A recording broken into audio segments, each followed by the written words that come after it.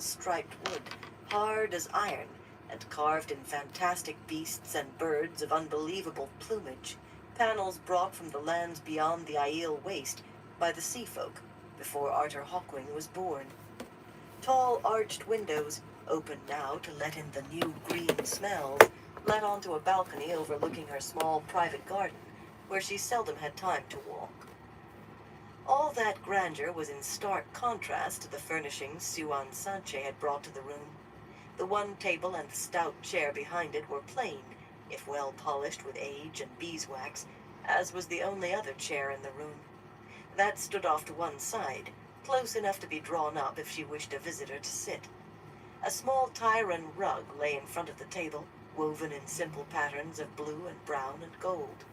A single drawing, tiny fishing boats among reeds, hung above the fireplace. Half a dozen stands held open books about the floor. That was all. Even the lamps would not have been out of place in a farmer's house. Siuan Sanche had been born poor in Tyr and had worked on her father's fishing boat, one just like the boats in the drawing, in the delta called the Fingers of the Dragon, before ever she dreamed of coming to Tar Valon. Even the nearly 10 years since she had been raised to the seat had not made her comfortable with too much luxury. Her bedchamber was more simple still. 10 years with the Stole, she thought. Nearly 20 since I decided to sail these dangerous waters. And if I slip now, I'll wish I were back hauling nets. She spun at a sound. Another Aes Sedai had slipped into the room, a copper-skinned woman with dark hair cut short. She caught herself in time to keep her voice steady and say only what was expected. Yes, Lyanna? The Keeper of the Chronicles bowed, just as deeply as she would had others been present. The tall Aes Sedai, as tall as most men, was second only to the Amerlin in the White Tower, and though Siuan had known her since they were novices together, sometimes Lyanna's insistence on upholding the dignity of the Amerlin's seat was enough to make Siuan want to scream. Varen is here, Mother, asking leave to speak with you. I've told her you are busy, but she asks not too busy to speak to her, Siuan said. Too quickly, she knew, but she did not care. Send her in. There's no need for you to remain, Lyanna. I will speak to her alone. A twitch of her eyebrows was the Keeper's only sign of surprise. The Amerlin seldom saw anyone, even a queen, without the Keeper present. But the Amerlin was the Amerlin. Lyanna bowed her way out, and in moments Varen took her place, kneeling to kiss the grape serpent ring on Siuan's finger. The brown sister had a good-sized leather sack under her arm. Thank you for seeing me, Mother, Varen said as she straightened. I have urgent news from Falme, and more. I scarcely know where to begin. Begin where you will, Siuan said. These rooms are warded in case anyone thinks to use childhood tricks of eavesdropping. Varen's eyebrows lifted in surprise, and the Amerlin added, Much has changed since you left. Speak. Most importantly, then, Rand al'Thor has proclaimed himself the Dragon Reborn. Siuan felt a tightness loosen in her chest. I hoped it was he, she said softly. I have had reports from women who could only tell what they had heard, and rumors by the score come with every trader's boat and merchant's wagon, but I could not be sure. She took a deep breath. Yet I think I can name the day it happened. Did you know the 2 false dragons no longer trouble the world? I had not heard, Mother.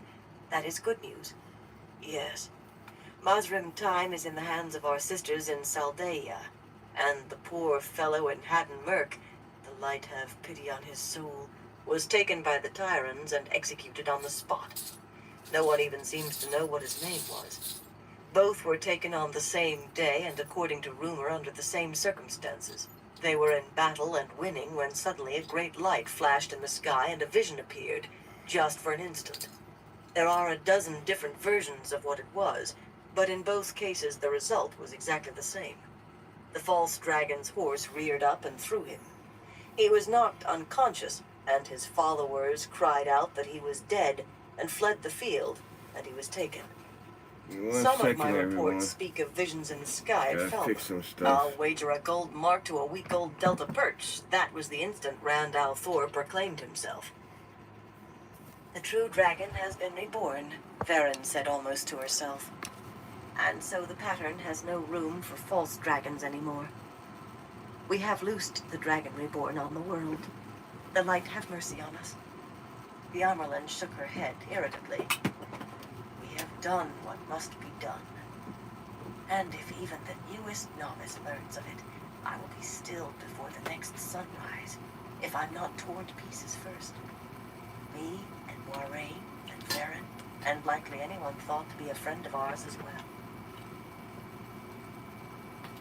It was not easy to carry on so great a conspiracy when only 3 women knew of it, when even a close friend would betray them and consider it a duty well done. Light, but I wish I could be sure they would not be right to do it. At least he is safely in Moiraine's hands. She will guide him and do what must be done. What else have you to tell me, daughter? For answer, Varen placed the leather sack on the table and took out a curled gold horn, with silver script inlaid around its flaring bell mouth. She laid the horn on the table, then looked to the Amerlin with quiet expectation. Siuan did not have to be close enough to read the script to know what it said. Tiami Aven Moradin Isain Devaden. The grave is no bar to my call. The Horn of Valere, she gasped. You brought that all the way here across hundreds of leagues with the hunters looking everywhere for it? Light, woman. It was to be left with Randall 4. I know, Mother, Varen said calmly. But the hunters all expect to find the horn in some great adventure, not in a sack with 4 women escorting a sick youth. And it would do Rand no good. What do you mean? He is to fight Tarmon Gaiden. The horn is to summon dead heroes from the grave to fight in the last battle. Has Moiraine once again made some new plan without consulting me? This is none of Moiraine's doing, Mother. We plan, but the wheel weaves the pattern as it wills. Rand was not first to sound the horn. Mottram Cawthon did that, and Mat now lies below, dying of his ties to the Shadar Logoth dagger, unless he can be healed here. Siuan shivered. Shadar Logoth, that dead city so tainted that even Trollocs feared to enter, and with reason. By chance, a dagger from that place had come into young Mat's hands, twisting and tainting him with the evil that had killed the city long ago, killing him by chance, or by the pattern. He is ta'veren too, after all. But Mat sounded the horn. Then, so long as Mat lives, Varen went on, the Horn of Valere is no more than a horn to anyone else. If he dies, of course, another can sound it and forge a new link between man and horn. Her gaze was steady and untroubled by what she seemed to be suggesting. Many will die before we are done, daughter. And who else could I use to sound it again? I'll not take the risk of trying to return it to Moiraine now. One of the Gaidin, perhaps. Perhaps. The pattern has yet to make his fate clear. Yes, Mother. And the horn? For the moment, the Amerlin said finally, we will find some place to hide this where no one but we two know. I will consider what to do after that. Varen nodded. As you say, Mother. Of course, a few hours will make one decision for you. Is that all you have for me? Siuan snapped. If it is, I have those 3 runaways to deal with. There is the matter of the Shan-Chan, Mother. What of them? All my reports say they have fled back across the ocean, or to wherever they came from. It seems so, Mother. But I fear we may have to deal with them again. Varen pulled a small leather notebook from behind her belt and began leafing through it. They spoke of themselves as the Forerunners, or those who come before, and talked of the return and of reclaiming this land as theirs. I've taken notes on everything I heard of them, only from those who actually saw them, of course, or had dealings with them. Varen, you are worrying about a lionfish out in the Sea of Storms, while here and now the silver pike are chewing our nets to shreds. The brown sister continued turning pages. An apt metaphor, Mother, the lionfish. Once I saw a large shark that a lionfish had chased into the shallows, where it died. She tapped one page with a finger. Yes, This is the worst. Mother, the Shan-Chan use the One Power in battle. They use it as a weapon. Xuan clasped her hands tightly at her waist. The reports the pigeons had brought spoke of that, too. Most had only second-hand knowledge, but a few women wrote of seeing for themselves the power used as a weapon. Even dry ink on paper carried an edge of hysteria when they wrote of that.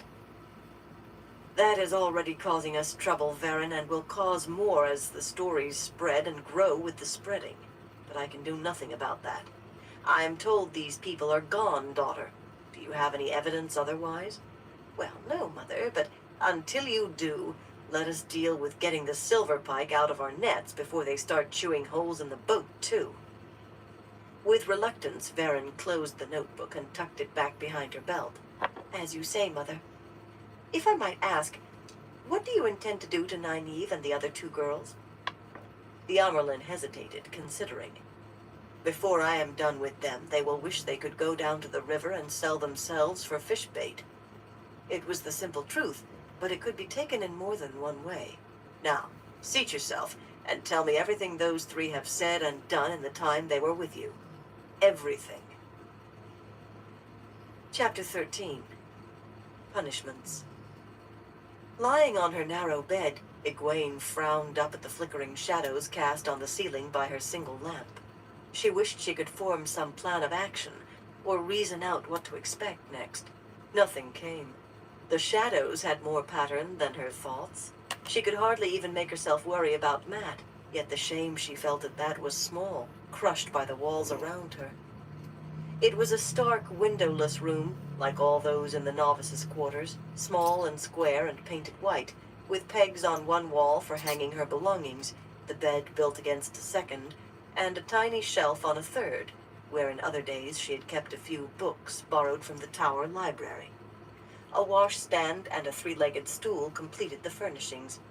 The floorboards were almost white from scrubbing. She had done that task on hands and knees every day she had lived there, in addition to her other chores and lessons. Novices lived simply, whether they were innkeepers' daughters or the daughter-heir of Andor. She wore the plain white dress of a novice again. Even her belt and pouch were white, but she felt no joy at having rid herself of the hated gray. Her room had become too much of a prison cell. What if they mean to keep me here, in this room, like a cell, like a collar and... She glanced at the door. The dark accepted would still be standing guard on the other side, she knew, and rolled close to the white plastered wall.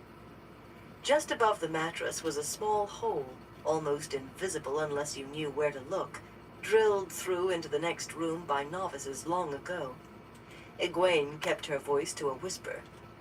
Elaine? There was no answer. Elaine, are you asleep? Be right back. How could I sleep? Came Elaine's reply, a reedy whisper through the hole. I thought we might be in some trouble, but I did not expect this. Egwene, what are they going to do to us? Egwene had no answer, and her guesses were not of the sort she wanted to voice aloud. She did not even want to think of them. I actually thought we might be heroes, Elaine. We brought back the Horn of Valir safely. We discovered Liandrin as Black Ajah. Her voice skipped on that.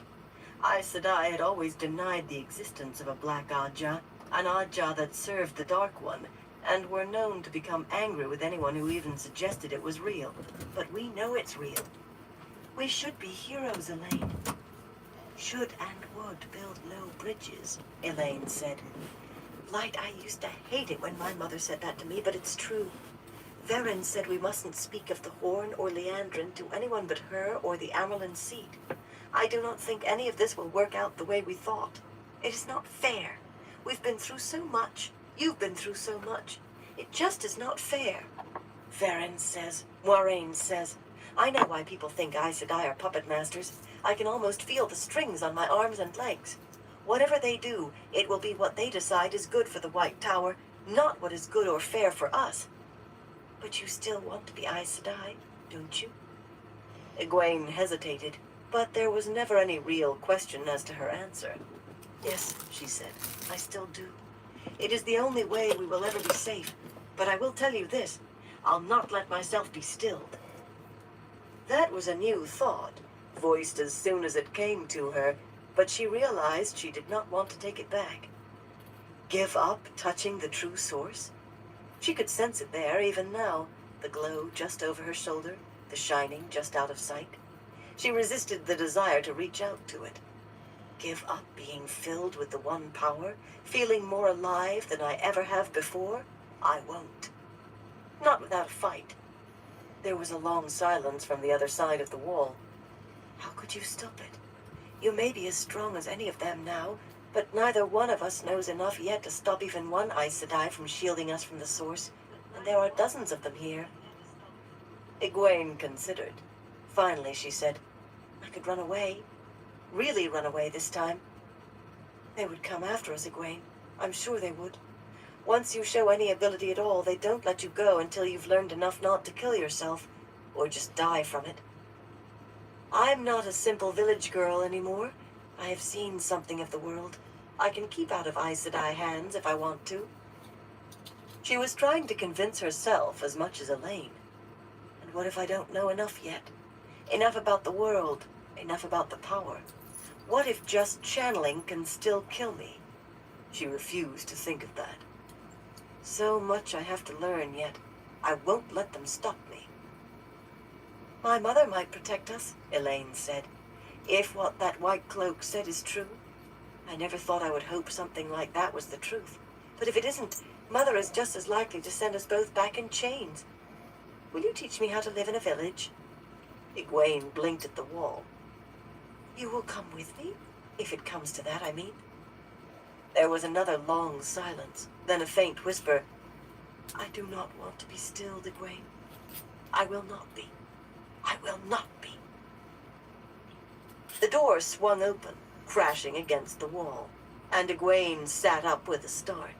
She heard the bang of a door from the other side of the wall. Faelain stepped into Egwene's room, smiling as her eyes went to the tiny hole. Similar holes joined most of the novice rooms. Any woman who had been a novice knew of them. Whispering with your friend, eh? The curly-haired accepted said with surprising warmth. Well, it grows lonely waiting by yourself. Did you have a nice chat? Egwene opened her mouth, then closed it again hastily. She could answer Aes Sedai, Shiriam had said. No one else. She regarded the accepted with a level expression and waited. The false sympathy slid off Faelain's face like water running off a roof. On your feet. The Amerlin's not to be kept waiting by the likes of you. You are lucky I did not come in time to hear you. Move! Novices were supposed to obey the accepted almost as quickly as they obeyed Aes Sedai, but Egwene got to her feet slowly, and took as much time as she dared in smoothing her dress. She gave Faelain a small curtsy and a tiny smile. The scowl that rolled across the accepted's face made Egwene's smile grow before she remembered to rein it in. There was no point in pushing Faelain too far. Holding herself straight, pretending her knees were not shaking, she preceded the accepted out of the room. Elaine was already waiting outside with the apple-cheeked accepted, looking fiercely determined to be brave. Somehow she managed to give the impression that the accepted was a handmaid carrying her gloves. Egwene hoped that she herself was doing half so well. The railed galleries of the novices' quarters rose tier on tier above in a hollow column and fell as many below to the novices' court. There were no other women in sight. Even if every novice in the tower had been there, though, less than a quarter of the rooms would have been filled. The four of them walked round the empty galleries and down the spiraling ramps in silence. None could bear to have the sounds of voices emphasize the emptiness. Egwene had never before been into the part of the tower where the Amerlin had her rooms. The corridors there were wide enough for a wagon to pass down easily, and taller than they were wide. Colorful tapestries hung on the walls, tapestries in a dozen styles, of floral designs and forest scenes, of heroic deeds and intricate patterns, some so old they looked as if they might break if handled. Their shoes made loud clicks on diamond-shaped floor tiles that repeated the colors of the 7 Ajahs. There were few other women in evidence, an Aes Sedai now and then sweeping majestically along with no time to notice accepted or novices. 5 or 6 accepted hurrying self-importantly about their tasks or studies. A sprinkling of serving women with trays or mops or armfuls of sheets or towels. A few novices moving on errands even more quickly than the servants. Nynaeve and her slim-necked escort, Theodrin, joined them. Neither spoke. Nynaeve wore an accepted's dress now, white with the 7 colored bands at the hem, but her belt and pouch were her own. She gave Egwene and Elaine each a reassuring smile and a hug. Egwene was so relieved to see another friendly face that she returned the hug with barely a thought that Nynaeve was behaving as if she were comforting children. But as they walked on, Nynaeve gave her thick braid a sharp tug from time to time, too. Very few men came into that part of the tower, and Egwene saw only 2. Warders walking side by side in conversation, one with his sword on his hip, the other with his on his back. One was short and slender, even slight, the other almost as wide as he was tall, yet both moved with a dangerous grace. The color-shifting warder cloaks made them queasy-making to watch for long, parts of them sometimes seeming to fade into the walls beyond. She saw Nynaeve looking at them and shook her head. She has to do something about Lan, if any of us can do anything about anyone after today. The antechamber of the Amerlin seat's study was grand enough for any palace, though the chairs scattered about for those who might wait were plain, but Egwene had eyes only for Lyanna Sedai. The keeper wore her narrow stole of office, blue to show she had been raised from the blue Ajah, and her face could have been carved from smooth brownish stone. There was no one else there. Did they give any trouble? The keeper's clipped way of talking gave no hint now of either anger or sympathy. No, Aes Sedai, Theodrin and the apple-cheeked accepted said together. This one had to be pulled by the scruff of her neck, Aes Sedai, Faolain said, indicating Egwene. The accepted sounded indignant.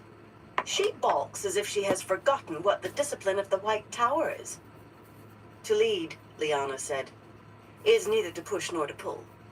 Go to Maris Sedai, Faolain, and ask her to allow you to contemplate on this while raking the paths in the spring garden. She dismissed Faolain and the other 2 accepted, and they dropped deep curtsies. From the depth of hers, Faolain shot a furious look at Egwene. The keeper paid no attention to the accepted's leaving. Instead, she studied the remaining women, tapping a forefinger against her lips, till Egwene had the feeling they had all been measured to the inch and weighed to the ounce. Nynaeve's eyes took on a dangerous sparkle, and she had a tight grip on her braid. Finally, Lyanna raised a hand toward the doors to the Amerlin's study. The great serpent bit its own tail a pace across on the dark wood of each. Enter, she said. Nynaeve stepped forward promptly and opened one of the doors. That was enough to get Egwene moving. Elaine held her hand tightly, and she gripped Elaine's just as hard. Lyanna followed them in and took a place to one side, halfway between the 3 of them and the table in the center of the room. The Amerlin seat sat behind the table examining papers. She did not look up. Once Nynaeve opened her mouth, but closed it again at a sharp look from the keeper. The 3 of them stood in a line in front of the Amerlin's table and waited. Egwene tried not to fidget. Long minutes went by. It seemed like hours before the Amerlin raised her head. But when those blue eyes fixed them each in turn, Egwene decided she could have waited longer. The Amerlin's gaze was like 2 icicles boring into her heart. The room was cool, but a trickle of sweat began to run down her back. So, the Amerlin said finally, our runaways return. We did not run away, Mother. Nynaeve was obviously straining for calm, but her voice shook with emotion. Anger, Egwene knew. That strong will was all too often accompanied by anger. Liandrin told us we were to go with her, and the loud crack of the Amerlin's hand slapping the table cut her off. Do not invoke Liandrin's name here, child, the Amerlin snapped. Lyanna watched them with a stern serenity. Mother, Liandrin is Black Ajah, Elaine burst out. That is known, child. Suspected at least, and as good as known.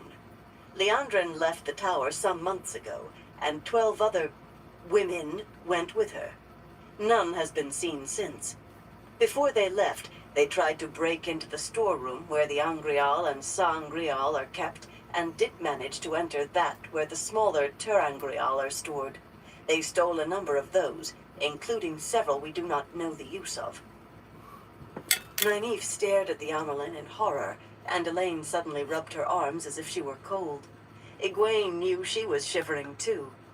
Many times she had imagined returning to confront Liandrin and accuse her, to see her condemned to some punishment, except that she had never managed to imagine any punishment strong enough to suit that dull-faced Aes Sedai's crimes. She had even pictured returning to find Liandrin already fled, in terror of her return it was usually. But she had never imagined anything like this. If Liandrin and the others, she had not really wanted to believe there were others, had stolen those remnants of the Age of Legends, there was no telling what they could do with them.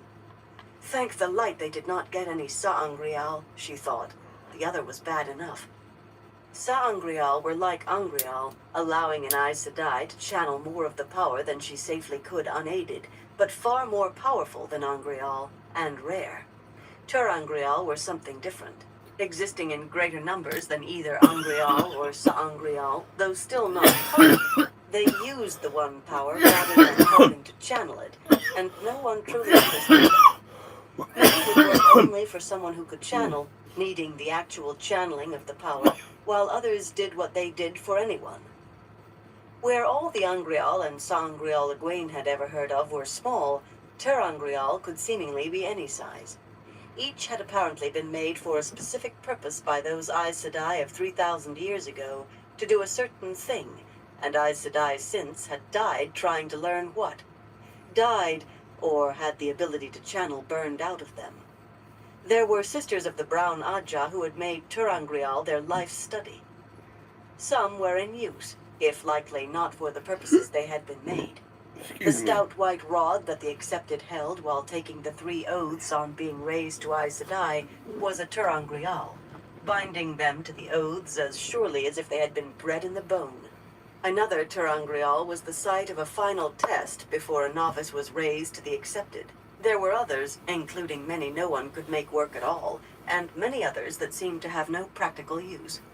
Why did they take things no one knows how to use, Egwene wondered. Or maybe the Black Ajah does know. That possibility made her stomach churn. That might be as bad as Saangreal in Darkfriend hands. Theft, the Amyrlin went on in tones as cold as her eyes, was the least of what they did. 3 sisters died that night, as well as 2 warders, 7 guards, and 9 of the servants. Murder, done to hide their thieving and their flight. It may not be proof they were Black Ajah. The words grated from her mouth, but few believe otherwise. Nor do I, in truth. When there are fish heads and blood in the water, you don't need to see the silver pike to know they are there. Then why are we being treated as criminals? Nynaeve demanded. We were tricked by a woman of the Black Ajah. That should be enough to clear us of any wrongdoing. The Amyrlin barked a mirthless laugh. You think so, do you, child?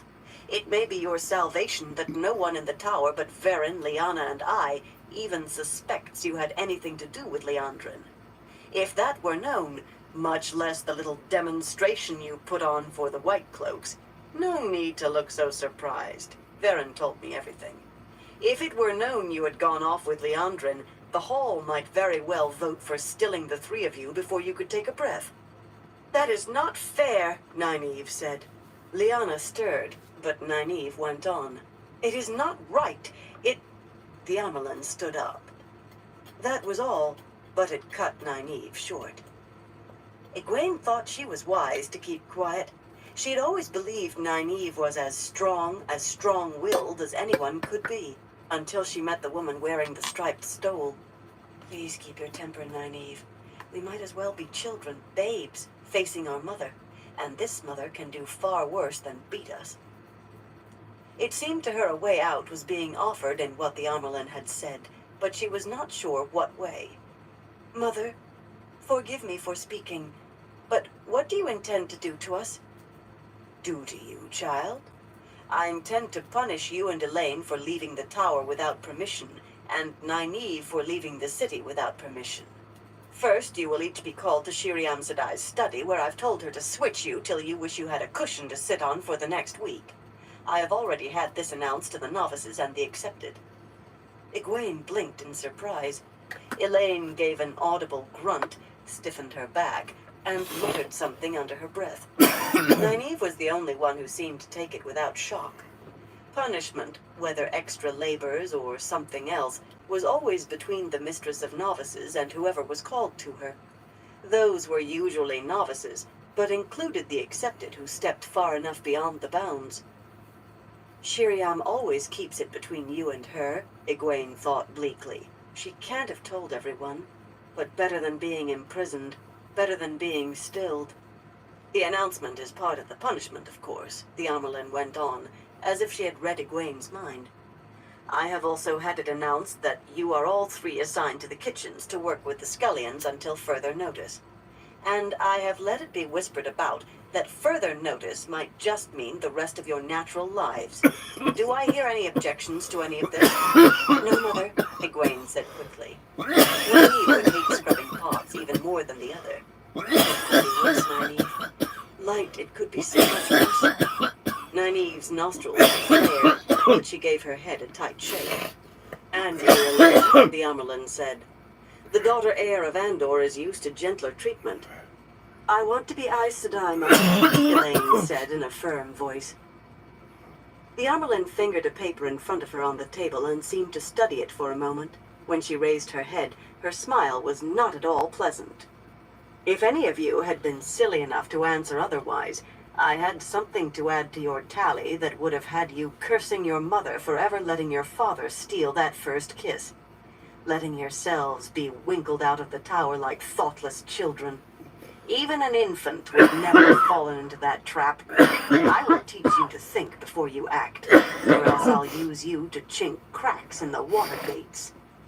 Egwene found herself offering silent thanks. A prickle ran over her skin as the Amyrlin continued. "Now, as to what else I intend to do with you. It seems you have all increased your ability to channel remarkably since you left the tower. You have learned much, including some things," she added sharply, "that I intend to see you unlearn." Nynaeve surprised Egwene by saying, "I know we have done things we should not have, Mother. I assure you we will do our best to live as if we had taken the 3 oaths." The Amyrlin grunted. "See that you do," she said dryly. "If I could, I'd put the oath rod in your hands tonight, but as that is reserved for being raised to Aes Sedai, I must trust to your good sense, if you have any, to keep you whole. As it is, you, Egwene, and you, Elaine, are to be raised to the accepted." Elaine gasped, and Egwene stammered a shocked, "Thank you, Mother." Lyanna shifted where she stood. Egwene did not think the keeper looked best pleased. Not surprised, she'd obviously known it was coming, but not pleased either. "Do not thank me. Your abilities have gone too far for you to remain novices.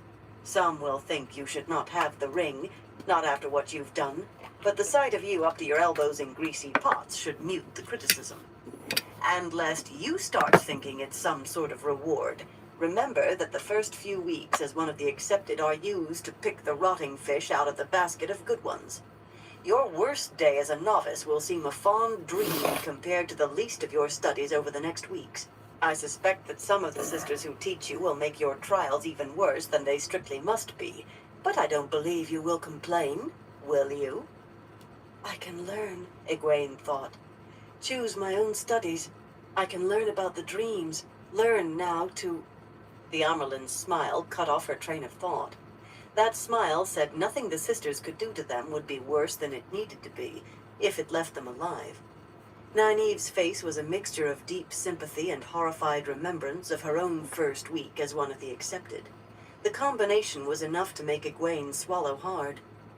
"No, Mother," she said faintly. Elaine's reply was a hoarse whisper. "Then that's done.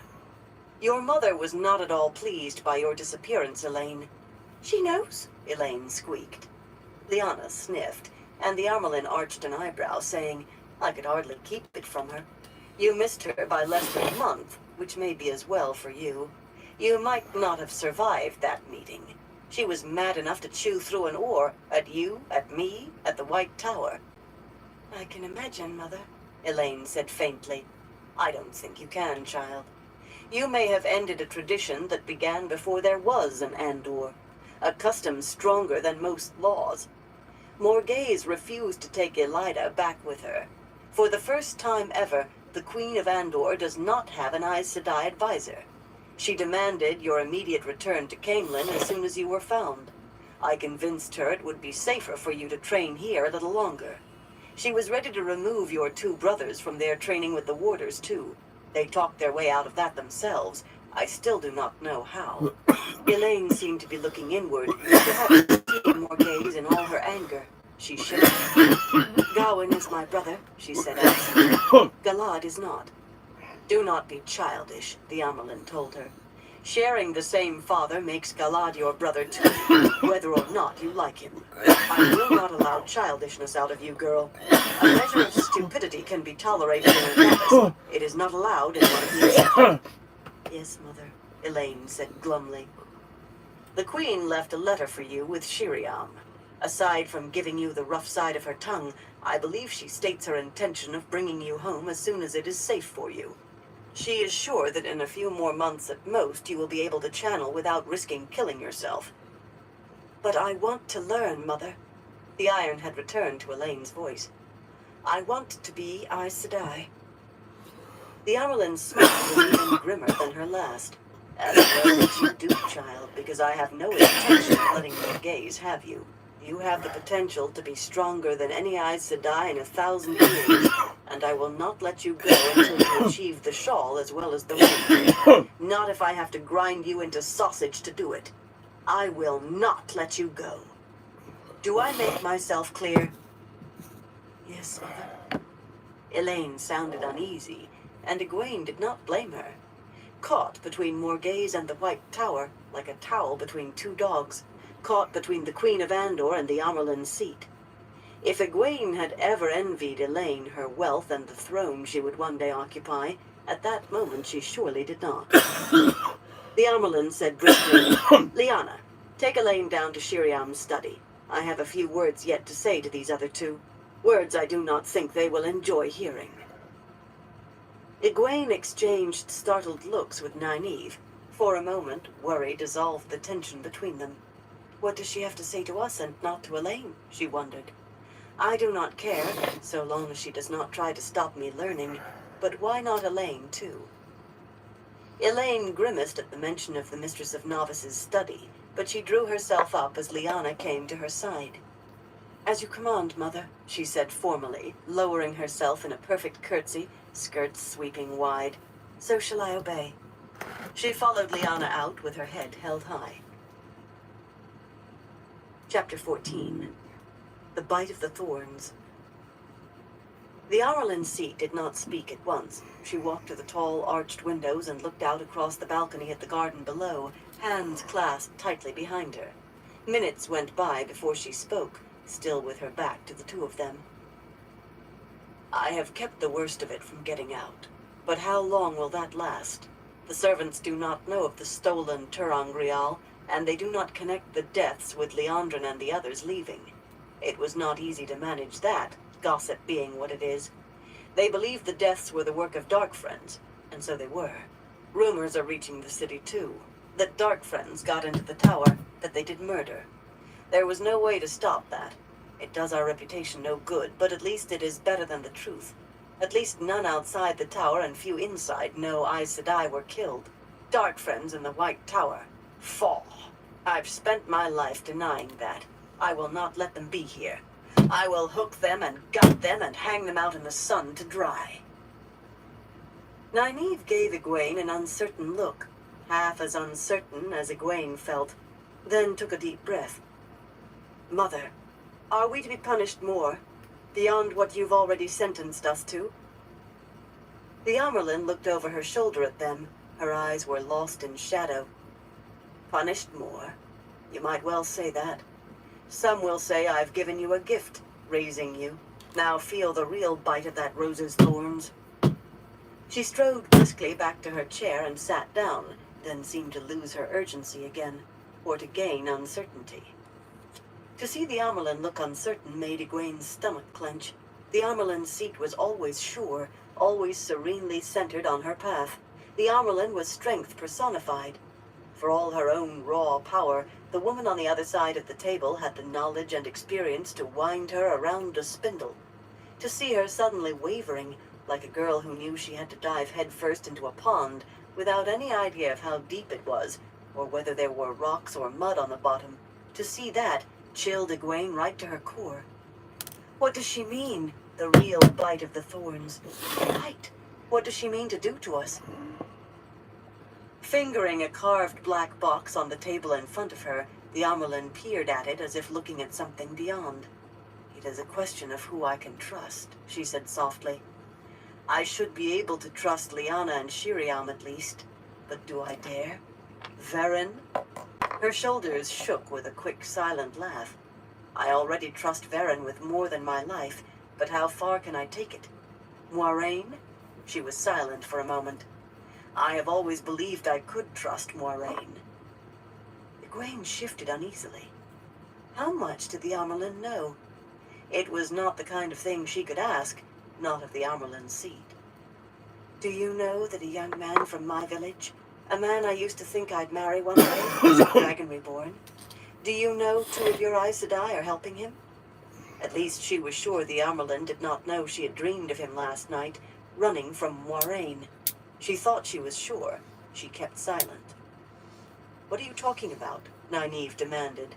The Amerlin looked up at her, and she moderated her tone as she added, "Forgive me, Mother, but are we to be punished more? I do not understand this talk of trust. If you want my opinion, Moiraine is not to be trusted." "That is your opinion, is it?" the Amerlin said. "A year out of your village, and you think you know enough of the world to choose which Aes Sedai to trust and which not? A master sailor who's barely learned to hoist a sail." "She did not mean anything, Mother," Egwene said, but she knew Nynaeve meant exactly what she had said. She shot a warning glance at Nynaeve. Nynaeve gave her braid a sharp tug, but she kept her mouth shut. "Well, who is to say?" the Amerlin mused. "Trust is as slippery as a basket of eels sometimes. The point is, you 2 are what I have to work with, thin reeds though you may be." Nynaeve's mouth tightened, though her voice stayed level. "Thin reeds, Mother?" The Amerlin went on as if she had not spoken. "Liandrin tried to stuff you head first into a weir, and it may well be she left because she learned you were returning and could unmask her, so I have to believe you aren't Black Ajah." "I would rather eat scales and entrails," she muttered. "But I suppose I'll have to get used to saying that name." Egwene gaped in shock. "Black Ajah? Us? Light." But Nynaeve barked, "We certainly are not! How dare you say such a thing? How dare you even suggest it?" "If you doubt me, child, go ahead," the Amerlin said in a hard voice. "You may have an Aes Sedai's power sometimes, but you are not yet Aes Sedai, not by miles. Well, speak if you have more to say. I promise to leave you weeping for forgiveness. Thin reed? I'll break you like a reed. I've no patience left." Nynaeve's mouth worked. Finally, though, she gave herself a shake and drew a calming breath. When she spoke, her voice still had an edge, but a small one. "Forgive me, Mother, but you should not... We would not do such a thing." With a compressed smile, the Amerlin leaned back in her chair. "So you can keep your temper when you want to. I had to know that." Egwene wondered how much of it had been a test. There was a tightness around the Amerlin's eyes that suggested her patience might well be exhausted. "I wish I could have found a way to raise you to the shawl, daughter. Verin says you are already as strong as any woman in the tower." "The shawl?" Nynaeve gasped. "Aes Sedai? Me?" The Amerlin gestured slightly as if tossing something away, but she looked regretful to lose it. "No point wishing for what can't be. I could hardly raise you to full sister and send you to scrub pots at the same time. And Verin also says you still cannot channel consciously unless you are furious. I was ready to sever you from the true source if you even looked like embracing saidar. The final tests for the shawl require you to channel while maintaining utter calm under pressure. Extreme pressure. Even I cannot and would not set that requirement aside. Nynaeve seemed stunned. She was staring at the Amyrlin with her mouth hanging open. I don't understand, Mother, Egwene said after a moment. I suppose you don't at that. You are the only two in the tower I can be absolutely sure are not Black Ajah. The Amyrlin's mouth still twisted around those words. Liandrin and her 12 went, but did all of them go? Or did they leave some of their number behind like a stub in shallow water that you don't see till it puts a hole in your boat? It may be I'll not find that out until it is too late, but I will not let Liandrin and the others get away with what they did. Not the theft, and especially not the murders. No one kills my people and walks away unscathed. And I'll not let 13 trained Aes Sedai serve the Shadow. I mean to find them and still them. I don't see what this has to do with us, Nynaeve said slowly. She did not look as if she liked what she was thinking. Just this, child. You two are to be my hounds, hunting the Black Ajah. No one will believe it of you. Not a pair of half-trained accepted I humiliated publicly. That is crazy. Nynaeve's eyes had opened wide by the time the Amyrlin reached the words Black Ajah, and her knuckles were white from her grip on her braid. She bit her words off and spat them.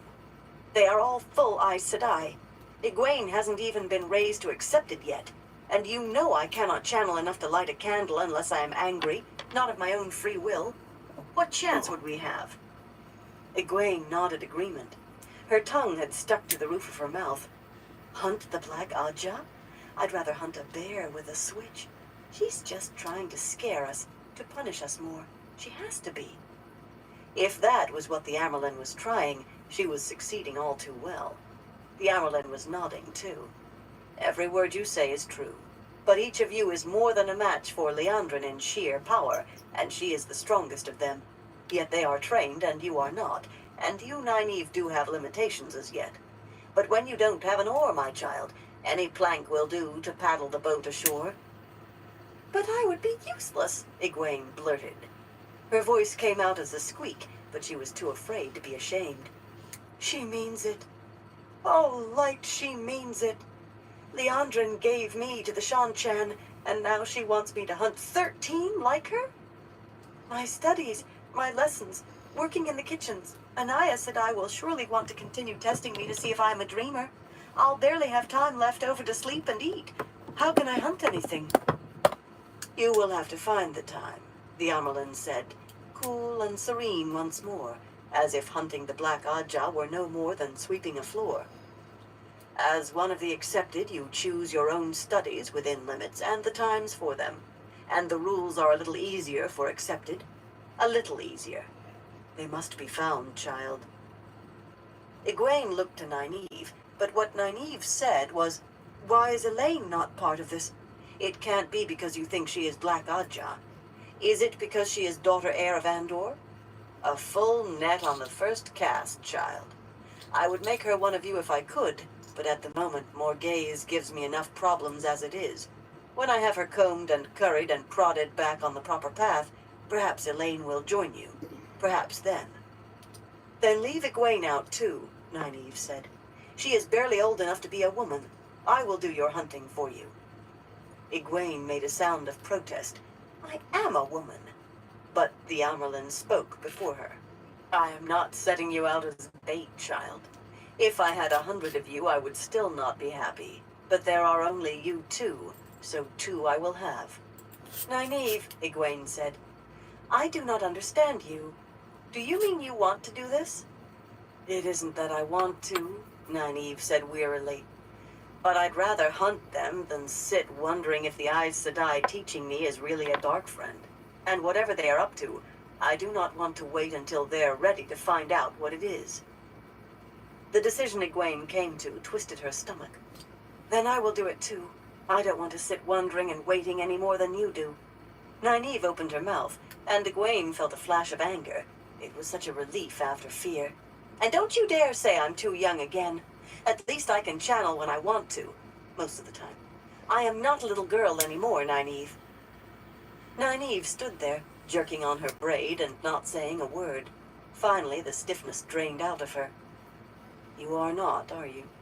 I have said myself you are a woman, but I suppose I did not really believe it inside. Girl, no, woman. Woman, I hope you realized you've climbed into a pickling cauldron with me, and the fire may be lit. I know it. Egwene was proud that her voice hardly shook at all. The Amyrlin smiled as if pleased, but there was something in her blue eyes that made Egwene suspect she had known what their decisions would be all along. For an instant she felt those puppeteer's strings on her arms and legs again. Verin, the Amyrlin hesitated, then muttered half to herself. If I must trust someone, it might as well be her. She knows as much as I already, and maybe more. Her voice strengthened. Verin will give you all that is known of Liandrin and the others, and also a list of the ter'angreal that were taken and what they will do. Those that we know. As for any of the Black Ajah still in the tower, listen, watch, and be careful of your questions. Be like mice.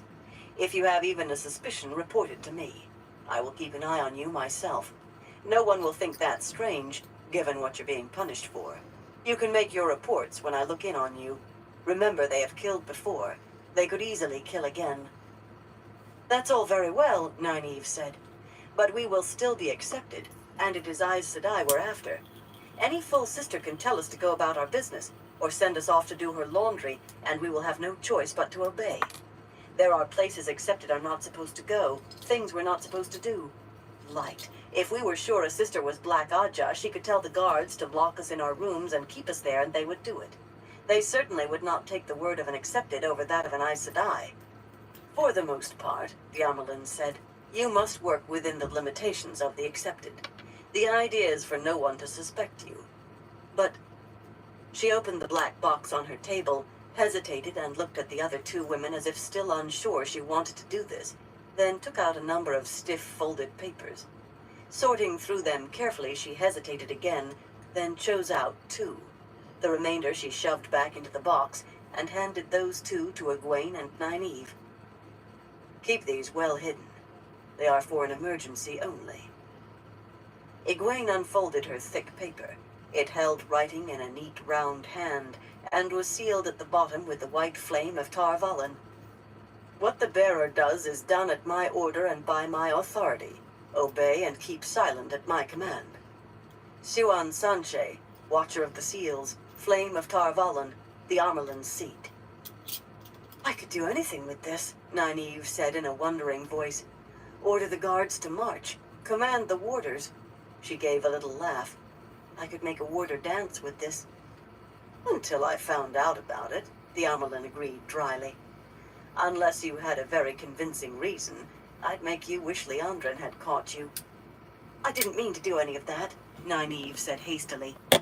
I just meant that it gives more authority than I had imagined. You may need every shred of it. But just you remember, child, a dark friend won't heed that any more than a white cloak would. They would both likely kill you just for having it. If that paper's a shield, well, paper shields are flimsy, and this one may have a target painted on it. Yes, Mother, Egwene and Nynaeve said together. Egwene folded her paper up and tucked it into her belt pouch, resolving not to take it out again unless she absolutely had to. And how will I know when that is? What about Mat? Nynaeve asked. He's very sick, Mother, and he does not have much time left. I will send word to you, the Amyrlin said curtly. But, Mother, I will send word to you. Now off with you, children. The hope of the tower rests in your hands. Go to your rooms and get some rest. Remember you have appointments with Shiriam and with the Pots. Chapter 15. The Grey Man.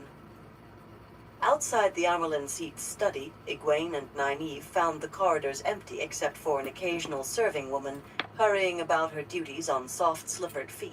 Egwene was grateful for their presence. The halls suddenly seemed like caverns, for all the tapestries and stonework, dangerous caverns. Nynaeve strode along purposefully, tugging at her braid fitfully again, and Egwene hurried to keep up. She did not want to be left alone. If the Black Aja is still here, Nynaeve, and if they even suspect what we're doing, I hope you didn't mean what you said about acting as if we are already bound by the Three Oaths. I don't intend to let them kill me. Not if I can stop it by channeling. If any of them are still here, Egwene, they will know what we are doing as soon as they see us. Despite what she was saying, Nynaeve sounded preoccupied. Or at least they will see us as a threat, and that's much the same thing as far as what they will do. How will they see us as a threat? Nobody is threatened by someone they can order about. Nobody is threatened by someone who has to scrub pots and turn the spits 3 times a day. That's why the Amyrlin is putting us to work in the kitchens. Part of the reason, anyway. Perhaps the Amyrlin did not think it through, Nynaeve said absently. Or perhaps she did, and means something different for us than what she claims. Think, Egwene. Liandrin would not have tried to put us out of the way unless she thought we were a threat to her. I can't imagine how or to what, but I cannot see how it could have changed either. If there are any Black Aja still here, they will surely see us the same way, whether they suspect what we're doing or not. Egwene swallowed. I hadn't thought of that. Light, I wish I were invisible. Nynaeve, if they are still after us, I will risk being stilled before I let dark friends kill me, or maybe worse. And I won't believe you will let them take you either, no matter what you told the Amyrlin. I meant it. For a moment, Nynaeve seemed to rouse from her thoughts. Her steps slowed. A pale-haired novice carrying a tray rushed past. I meant every word, Egwene, Nynaeve went on when the novice was out of hearing. There are other ways to defend ourselves. If there were not, Aes Sedai would be killed every time they left the tower. We just have to reason those ways out and use them. I know several ways already, and so do you. They are dangerous. Egwene opened her mouth to say they were only dangerous to whoever attacked her, but Nynaeve plowed on over her. You can come to like them too much. When I let out my anger at those white cloaks this morning, it felt too good. It is too dangerous. She shivered and quickened her pace again, and Egwene had to step lively to catch up. You sound like Shiriam. You never have before. You have pushed every limit they've put on you. Why would you accept limits now, when we might have to ignore them to stay alive? What good if it ends with us being put out of the tower? Stilled or not, what good then? Nynaeve's voice dropped as if she were speaking to herself. I can do it. I must if I'm to stay here long enough to learn, and I must learn if I'm to... Suddenly she seemed to realize she was speaking aloud. She shot a hard look at Egwene, and her voice firmed. Let me think. Please, be quiet and let me think. Egwene held her tongue, but inside she bubbled with unasked questions. What special reason did Nynaeve have for wanting to learn more of what the White Tower could teach? What was it she wanted to do? Why was Nynaeve keeping it secret from her? Secrets. We've learned to keep too many secrets since coming to the tower. The Amyrlin is keeping secrets from us too. Light, what is she going to do about Mat? Nynaeve accompanied her all the way back to the novices' quarters, not turning aside to the accepteds' quarters. The galleries were still empty, and they met no one as they climbed the spiraling ladders. As they came up on Elaine's room, Nynaeve stopped, knocked once, and immediately opened the door and put her head inside. Then she was letting the white door swing shut and striding toward the next, Egwene's room. She isn't here yet, she said. I need to talk to her. Egwene caught her shoulders and pulled her to an abrupt halt. What? Something tugged at her hair, stung her ear. A black blur streaked in front of her face to clang against the wall, and in the next breath Nynaeve was bearing her to the gallery floor, behind the railing. Wide-eyed and sprawling, Egwene stared at what lay on the stone in front of her door, where it had fallen. A bolt from a crossbow. A few dark strands from her hair were tangled in the 4 heavy prongs, meant for punching through armor. She raised a trembling hand to touch her ear, to touch the tiniest nick, damp with a bead of blood. If I had not stopped just then, if I hadn't, the quarrel would have gone right through her head, and would probably have killed Nynaeve too. Blood and ashes, she gasped. Blood and bloody ashes! Watch your language, Nynaeve admonished, but her heart was not in it. She lay peering between the white stone balusters toward the far side of the galleries. A glow surrounded her, to Egwene's eyes. She had embraced saidar. Hastily, Egwene tried to reach out for the one power too, but at first, haste defeated her. Haste and images that kept intruding on the emptiness. Images of her head being ripped apart like a rotten melon by a heavy quarrel that went on to bury itself in Nynaeve.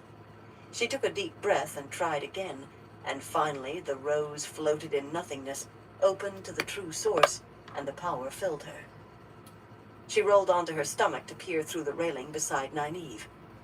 "Do you see anything? Do you see him? I'll put a lightning bolt through him."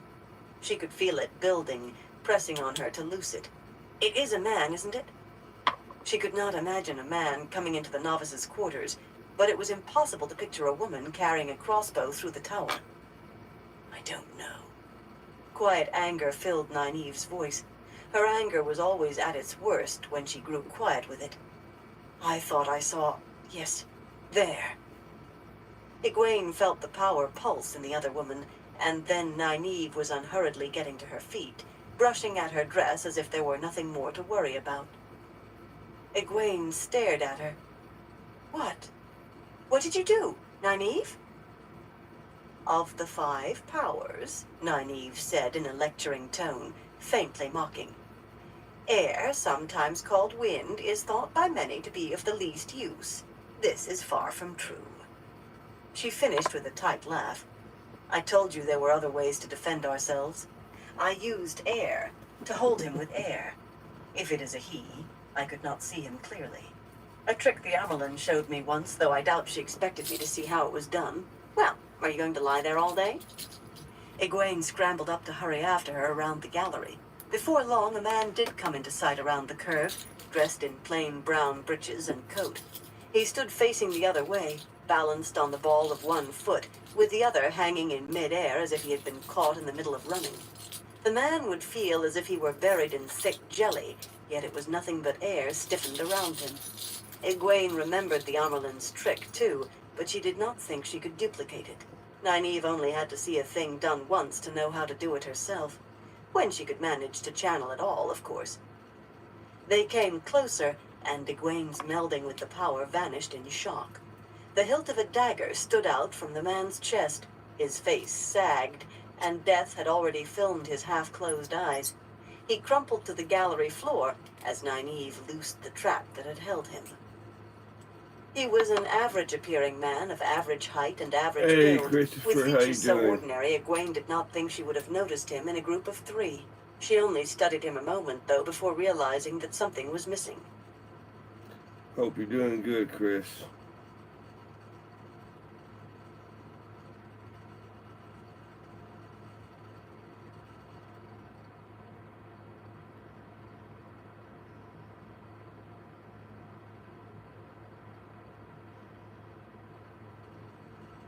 Salut Chris, j'espère que tu vas bien. A crossbow. She gave a start and looked about wildly. There had to be another one, Nynaeve. Somebody took the crossbow, and somebody stabbed him. He could be out there, ready to shoot at us again. "Calm yourself," Nynaeve said, but she peered both ways along the gallery, jerking at her braid. "Just be calm, and we will figure out what to..." Her words cut off at the sound of steps on the ramp leading up to their level. Egwene's heart pounded, seemingly in her throat. Eyes fastened on the head of the ramp, she desperately strove to touch saidar again, but for her that required calm, and her heartbeats shattered calm. Shiriam Sedai stopped at the top of the ramp, frowning at what she saw. What in the name of the light has happened here? She hurried forward, her serenity gone for once. "We found him," Nynaeve said as the Mistress of Novices knelt beside the corpse. Shiriam put a hand to the man's chest and jerked it back twice as fast, hissing. Steeling herself visibly, she touched him again, and maintained the touch longer. "Dead," she muttered. "As dead as it is possible to be, and more." When she straightened, she pulled a handkerchief from her sleeve and wiped her fingers. "You found him? Here? Like this?" Egwene nodded, sure that if she spoke, Shiriam would hear the lie in her voice. "We did," Nynaeve said firmly. Shiriam shook her head. "A man, a dead man at that, in the novices' quarters would be scandal enough. But this, what makes him different?" Nynaeve asked. And how could he be more than dead? Shiriam took a deep breath and gave them each a searching look. He is one of the soulless, a gray man. Absently, she wiped her fingers again, her eyes going back to the body. Worried eyes. The soulless? Egwene said, a tremor in her voice, at the same time that Nynaeve said, a gray man. Shiriam glanced at them, a look as penetrating as it was brief. Not a part of your studies yet, but you seem to have gone beyond the rules in a great many ways. And considering you found this, she gestured to the corpse. The soulless, the gray men, give up their souls to serve the Dark One as assassins. They are not really alive after that. Not quite dead, but not truly alive. And despite the name, some gray men are women. A very few. Even among dark friends, only a handful of women are stupid enough to make that sacrifice. You can look right at them and hardly notice them until it is too late. He was as much as dead while he walked. Now only my eyes tell me that what is lying there ever lived at all. She gave them another long look. No gray man has dared enter Tar Valon since the Trolloc Wars. What will you do? Egwene asked. Shiriam's brows rose, and she quickly added, if I may ask, Shiriam Sedai. The Aes Sedai hesitated. I suppose you may, since you had the bad luck to find him. It will be up to the Amyrlin seat, but with everything that has happened, I believe she will want to keep this as quiet as is possible. We do not need more rumors. You will speak of this to none but me, or to the Amyrlin, should she mention it first. Yes, Aes Sedai, Egwene said fervently. Nynaeve's voice was cooler. Shiriam appeared to take their obedience for granted. She gave no sign of having heard them. Her attention was all on the dead man, the gray man, the soulless. There will be no hiding the fact that a man was killed here. The glow of the One Power suddenly surrounded her, and just as abruptly, a long, low dome covered the body on the floor, grayish and so opaque that it was hard to see there was a body under it. But this will keep anyone else from touching him who can discover his nature. I must have this removed before the novices come back. That's how much wrong Her you tilted do. green eyes regarded them as if she had just remembered their presence. You two go now. To your room, I think, Nynaeve. Considering what you are already facing, if it became known you were involved in this, even on the edge of it, go. Yeah, they're Egwene half-gram curtsied joints. and tugged at Nynaeve's sleeve, Yeah, but cheers. Nynaeve said, Why did you come up here, Shiriam Sedai? For a moment, Shiriam looked startled, but on the instant she frowned. Fists on her hips, she regarded Nynaeve with all the firmness of her office. Does the Mistress of Novices now need an excuse for coming to the novices' quarters accepted? She said softly. Do accepted now question Aes Sedai? The Amyrlin means to make something of you two, but whether she does or not, I will teach you manners at least.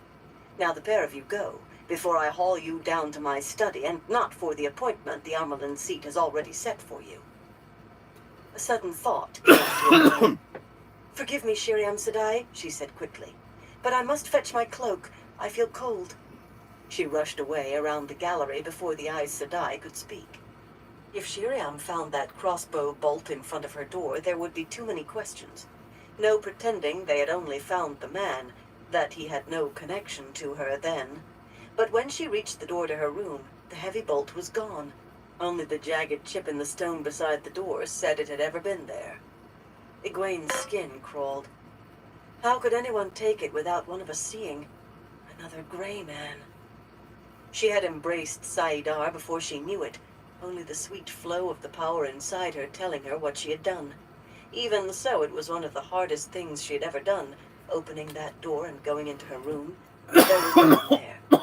She snatched the white cloak off its peg and ran out anyway, and she did not release Saidar until she was halfway back again. Something more had passed between the women while she was gone. Nynaeve was attempting to appear meek, and succeeding only in looking as if she had a sour stomach. Shiriam had her fists on her hips, and was tapping her foot irritably, and the stare she was giving Nynaeve, like green millstones ready to start grinding barley flour, took in Egwene equally. Forgive me, Shiriam Sedai, she said hastily, dropping a curtsy and settling her cloak on her shoulders at the same time. This finding a dead man, a gray man, It made me cold. If we may go now? At Shiriam's tight nod of dismissal, Nynaeve made a bare curtsy. Egwene seized her arm and hustled her away. Are you trying to make more trouble for us? She demanded when they were 2 levels down. And safely out of earshot of Shiriam, she hoped. What else did you say to her to make her glare like that? More questions, I suppose? I hope you learned something worth making her mad at us. She would not say anything, Nynaeve muttered. We must ask questions if we are to do any good, Egwene. We will have to take a few chances, or we'll never learn anything. Egwene sighed. Well, be a little more circumspect. I'm using this little thing From from the Raw. set of Nynaeve's face, the other woman had no intention of going easy or avoiding risks. Egwene sighed There again. you go. The Maybe. crossbow bolt was gone, Nynaeve. It must have been another gray man who took it. So that is why you... White! Nynaeve frowned and gave a Yes. sharp tug to her braid.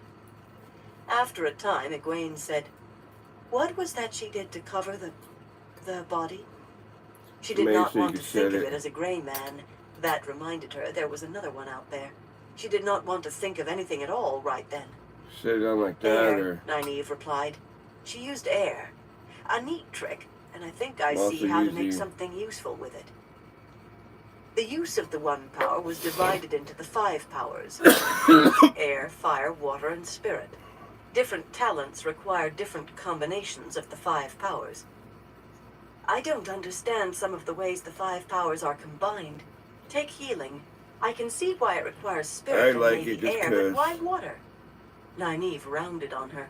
What are you babbling about? Have you forgotten what we're doing? She looked around.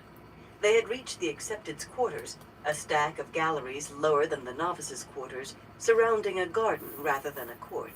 There was no one in sight except for another Accepted, hurrying along on another level, but she lowered her voice. Have you forgotten the Black Ajah?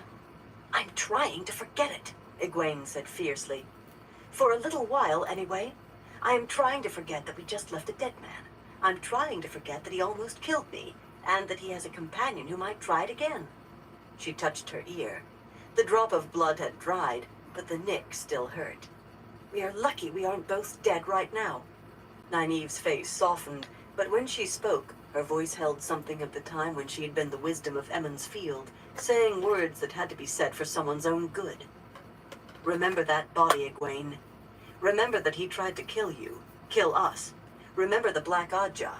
Remember them all the time. Because if you forget, just once, the next time it may be you lying dead.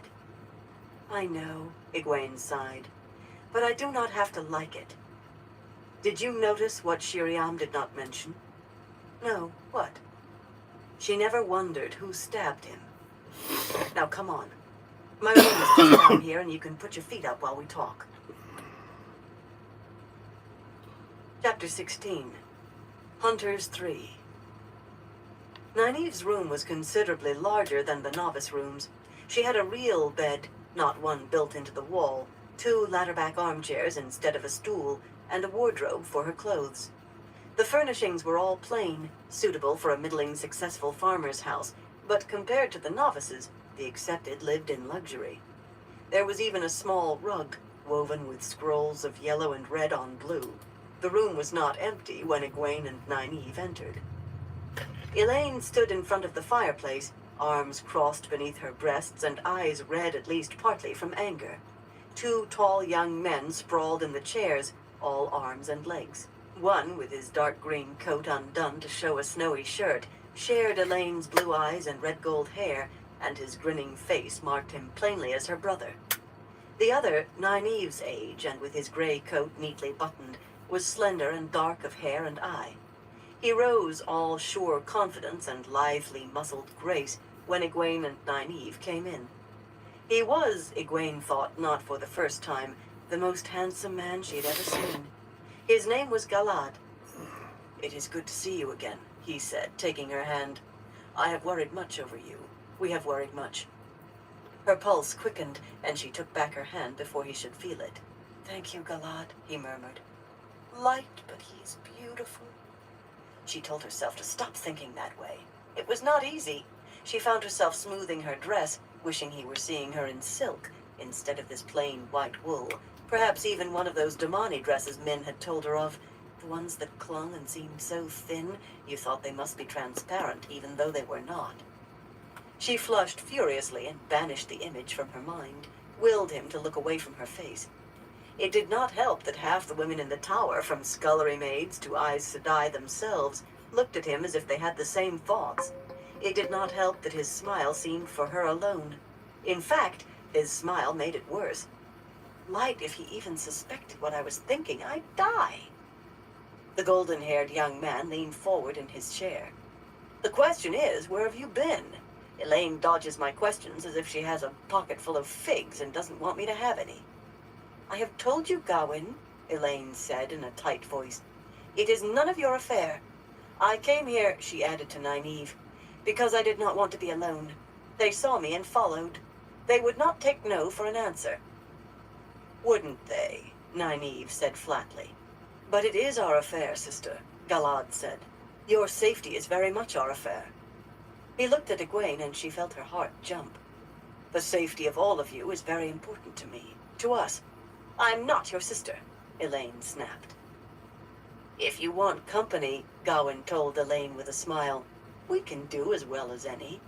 And after what we went through just to be here, we deserve some explanation of where you've been. I would rather let Galad thump me all over the practice yard all day than face Mother again for a single minute. I'd rather have Kulin mad at me.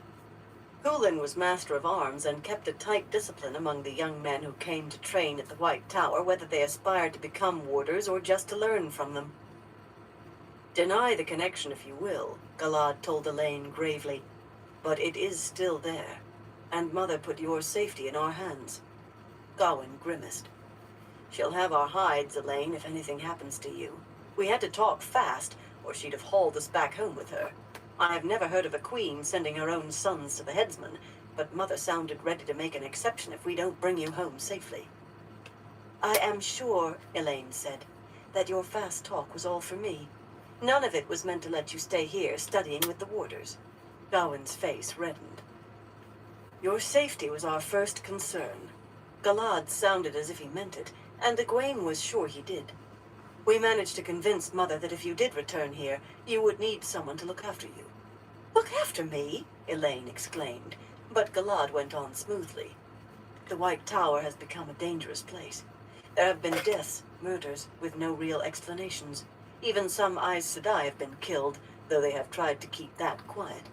And I have heard rumors of the Black Ajah, spoken in the tower itself. By Mother's command, when it is safe for you to leave your training, we are to return you to Caemlyn. For answer, Elaine lifted her chin and half turned away from him. Gawain ran a hand through his hair in frustration. Like Nynaeve, Galad and I are not villains. All we want to do is help. We would do it anyway, but Mother commanded it, so there's no chance of you talking us out of it. Morghase's commands carry no weight in Tar Valon, Nynaeve said in a level voice. As for your offer of help, I will remember it. Should we need help, you will be among the first to hear of it. For now, I wish you to leave. She gestured pointedly to the door, but he ignored her. That is all very well, but Mother will want to know Elaine has come back, and why she ran off without a word, and what she was doing these months. Light, Elaine, the whole tower was in a turmoil. Mother was half crazed with fear.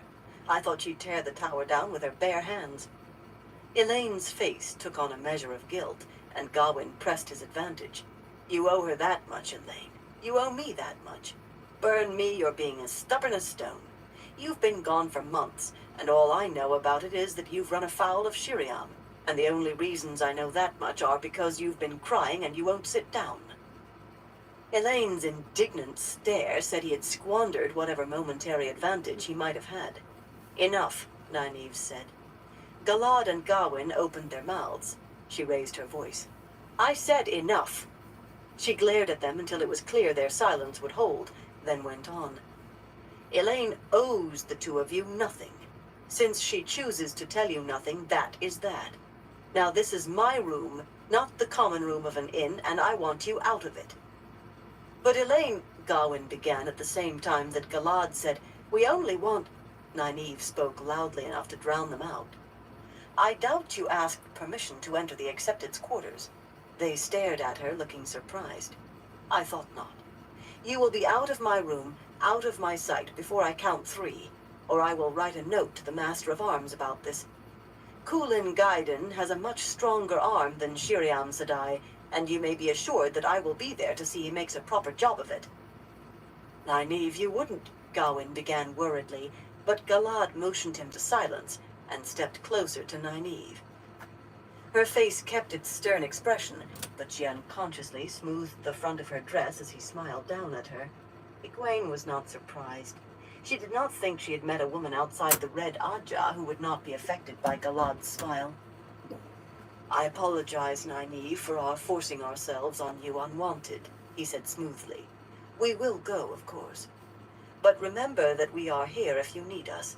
And whatever caused you to run away, we can help with that as well. Nynaeve returned his smile. 1, she said. Galad blinked, his smile fading. Calmly, he turned to Egwene. Gawain got up and started for the door. Egwene, Galad said, you know that you especially can call on me at any time for anything. I hope you know that. 2, Nynaeve said. Galad gave her an irritated look. We will talk again, he told Egwene, bowing over her hand. With a last smile, he took an unhurried step toward the door. Thrrr!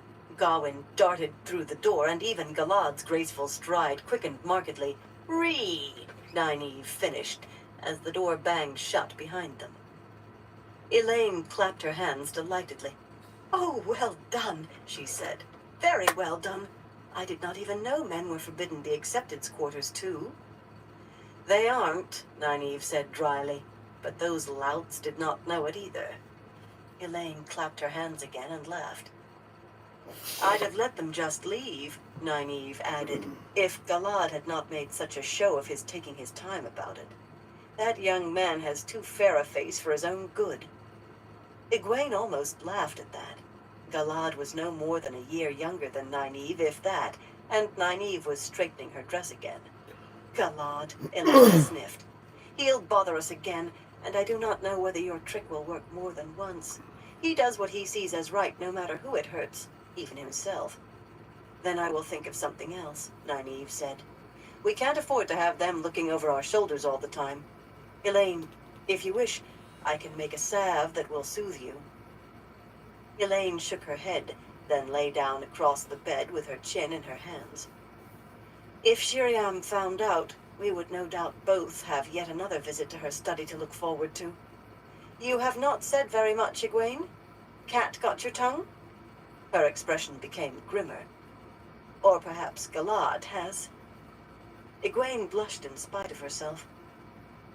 I simply did not choose to argue with them, she said in as dignified a tone as she could manage. Of course, Elaine said grudgingly. I will admit that Galad is good-looking, but he is horrid, too. He always does right as he sees it. I know that does not sound hard, but it is. He has never disobeyed much, not even the smallest thing that I know of. He will not tell a lie, even a small one, or break a rule. If he turns you in for breaking one, there isn't the slightest spite in it.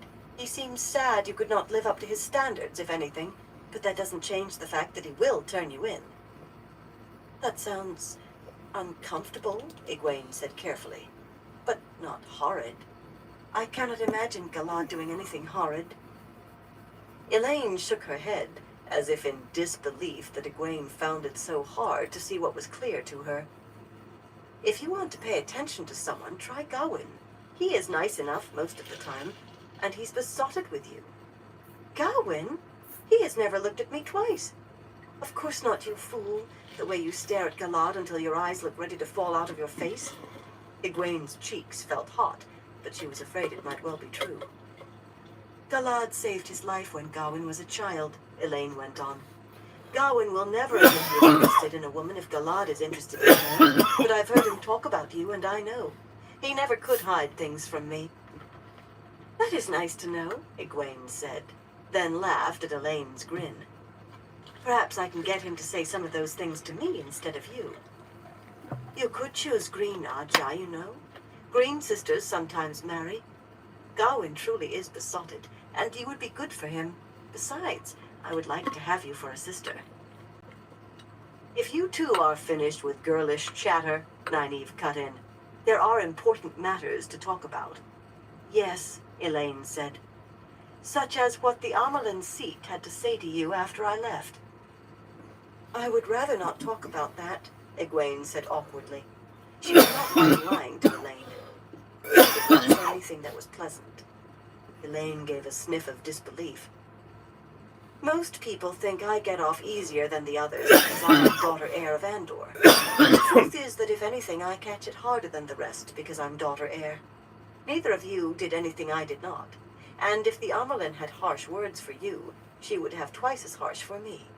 Now, what did she say?" "You must keep this just between us three," Nynaeve said. "The Black Ajah—" "Nynaeve!" Egwene exclaimed. "The Amerlin said Elaine was to be left out of it." "The Black Ajah!" Elaine almost shouted, scrambling up and leaving the middle of the bed. "You cannot leave me out after telling me this much. I won't be left out." "I never meant for you to be," Nynaeve assured her. Egwene could only stare at her in amazement. "Egwene, it was you and I who Liandrin saw as a threat. It was you and I who were just nearly killed." "Nearly killed?" Elaine whispered. "Perhaps because we are still a threat, and perhaps because they already know that we were closeted alone with the Amerlin, and even what she told us. We need someone with us who they do not know about, and if she isn't known to the Amerlin either, so much the better. I'm not sure we can trust the Amerlin much further than the Black Ajah. She means to use us for her own ends. I mean to see she doesn't use us up. Can you understand that?" Egwene nodded reluctantly. "Just the same," she said, "it will be dangerous, Elaine. As dangerous as anything we faced in Falma. Maybe more so. You do not have to be part of it this time." "I know that," Elaine said quietly. She paused, then went on. "When Andor goes to war, the first Prince of the Sword commands the army, but the Queen rides with them too. 700 years ago, at the Battle of Qualen Den, the Andor men were being routed when Queen Modralane rode, alone and unarmed, carrying the Lion banner into the midst of the Tyran army. The Andor men rallied and attacked once more to save her and won the battle. That is the kind of courage expected of the Queen of Andor. If I have not learned to control my fear yet, I must before I take my mother's place on the Lion throne." Suddenly her somber mood vanished in a giggle. "Besides, do you think I would pass up an adventure so I could scrub pots?" "You will do that anyway," Nynaeve told her, "and hope that everyone thinks that is all you are doing. Now listen carefully." Elaine listened, and her mouth slowly dropped open as Nynaeve unfolded what the Amerlin seat had told them, and the task she had laid on them, and the attempt on their lives. She shivered over the gray man and read the document the Amerlin had given Nynaeve with a look of wonder, then returned it, murmuring, "I wish I could have that when I face Mother next." By the time Nynaeve finished, though, her face was a picture of indignation. "Why, that's like being told to go up in the hills and find lions. Only you do not know whether there are any lions, but if there are, they may be hunting you, and they may be disguised as bushes. Oh, and if you find any lions, try not to let them eat you before you can tell where they are." "If you are afraid," Nynaeve said, "you can still stand aside. It will be too late once you've begun." Elaine tossed her head back. "Of course I am afraid. I'm not a fool. But not afraid enough to quit before I have even started." "There is something else, too," Nynaeve said. "I'm afraid the Amerlin may mean to let Mat die." "But an Aes Sedai is supposed to heal anyone who asks." The daughter heir seemed caught between indignation and disbelief. "Why would she let Mat die? I cannot believe it. I will not." "Nor can I," Egwene gasped. "She could not have meant that. The Amerlin couldn't let him die. All the way here, Varen said that the Amerlin would see he was healed." Nynaeve shook her head. "Varen said the Amerlin would see to him. That is not the same thing. And the Amerlin avoided saying yes or no when I asked her. Maybe she has not made her mind up." "But why?" Elaine asked. "Because the White Tower does what it does for its own reasons." Nynaeve's voice made Egwene shiver. "I do not know why. Whether they help Matt live or let him die depends on what serves their ends. None of the 3 oaths say they have to heal him. Matt is just a tool in the Amerlin's eyes. So are we. She will use us to hunt the Black Adja, but if you break a tool so it cannot be fixed, you don't weep over it. You just get another one. Both of you had best remember that. What are we going to do about him? Egwene asked. What can we do? Nynaeve went to her wardrobe and rummaged in the back of it. When she came out, she had a striped cloth bag of herbs. With my medicines and luck, perhaps I can heal him myself. Verin could not, Elaine said. Moiraine and Verin together could not, and Moiraine had an Angreal.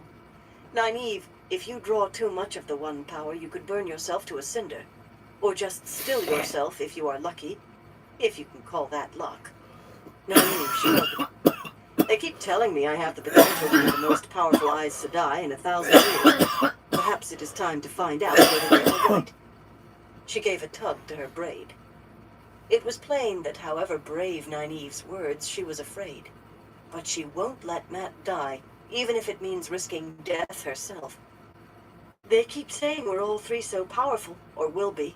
Maybe if we all try together, we can divide the flow among us. We have never tried working together, Nynaeve said slowly. I am not sure I know how to combine our abilities. Trying could be almost as dangerous as drawing too much of the power. Oh, if we are going to do it, Elaine said, climbing off the bed, let's do it. The more frightened I will become. Matt is in the guest rooms. I do not know which one, but Shiriam told me that much. As if to put period to her words, the door banged open, and an Aes Sedai entered as though it were her room, and they the interlovers. Egwene made her curtsy deep to hide the dismay on her face. Chapter 17. The Red Sister. Elaida was a handsome woman rather than beautiful, and the sternness on her face added maturity to her ageless Aes Sedai features. She did not look old, yet Egwene could never imagine Elaida as having been young. Except for the most formal occasions, few Aes Sedai wore the vine-embroidered shawl with the white teardrop flame of Tar Valon large on the wearer's back, but Elaida wore hers, the long red fringe announcing her Adja. Red slashed her dress of cream-colored silk, too, and red slippers peeked under the edge of her skirt as she moved into the room. Her dark eyes watched them as a bird's eyes watched worms. So all of you are together. Somehow that does not surprise me. Her voice made no more pretense than her bearing did. She was a woman of power, and ready to wield it if she decided it was necessary. A woman who knew more than those she spoke to. It was much the same for a queen as for a novice. Forgive me, Elaida Sedai, Nynaeve said, dropping another curtsy, but I was about to go out. I have much to catch up in my studies. If you will forgive, your studies can wait, Elaida said. They have waited long enough already, after all. She plucked the cloth bag out of Nynaeve's hands and undid the strings, but after one glance inside, she tossed it on the floor. Herbs. You are not a village wisdom any longer, child. Trying to hold on to the past will only hold you back. Elaida Sedai, Elaine said. Be silent, novice. Elaida's voice was cold and soft, as silk wrapped around steel is soft. You may have broken a bond between Tar Valon and Caemlyn that has lasted 3,000 years. You will speak when spoken to. Elaine's eyes examined the floor in front of her toes. Spots of color burned in her cheeks. Guilt or anger? Egwene was not sure.